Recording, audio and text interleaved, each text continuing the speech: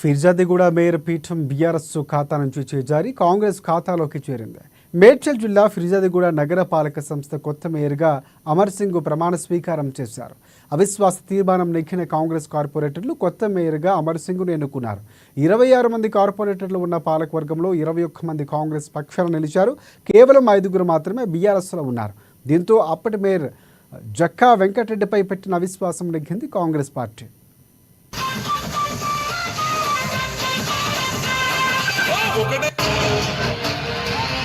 Municipal corporation లో మంచి రోజు, ఎందుకంటే యువకుడు, మంచి ఉత్సాహవంతుడు, విద్యావేత్త అయినటువంటి అమర్ సింగ్ ఫారెన్ లో చదువుకుని వచ్చినటువంటి వ్యక్తి. అలాంటి వ్యక్తిని వాళ్ళ అధిష్టానం మన సీఎం రేవంత్ రెడ్డి గారు కానీ, మా జగన్న గారు కానీ, సుధీరన్న గారు కానీ, మన హర్వర్ధన్ అన్న గారు కానీ, వారి పార్టీ అందరూ కలిసి కూడా ఇవాళ ఏకగ్రీవంగా అమర్ సింగ్ గారిని వాళ్ళ మేయర్ గా ఎన్నుకున్నందుకు వారందరూ కూడా మా మున్సిపల్ కార్పొరేషన్ తరఫున ప్రత్యేక ధన్యవాదాలు తెలియజేస్తూ, మీకు అందరూ తెలుసు గత 4.5 సంవత్సరాలు కేవలమైన అంగుల ఆర్భాటాలకే తప్ప ఎలాంటి అభివృద్ధి కూడా కార్పొరేషన్ చేయలేదు. మీరందరూ చూస్తున్నారు, కేవలం మున్సిపల్ కార్పొరేషన్ నిధులు తీసుకొని వెచ్చించి కేవలం హోల్డింగ్స్లు, ఫ్లెక్స్లు, అడ్వర్టైజ్మెంట్ సొంత డబ్బా కొట్టుకొని తప్ప ఇలా కార్పొరేషన్కు ఆయన చేసింది ఏమీ లేదు. ఖచ్చితంగా 4.5 ఏళ్ళలో ప్రజలందరూ కూడా చాలా బాధపడ్డారు, చీకటి రోజులు అనుభవించారు.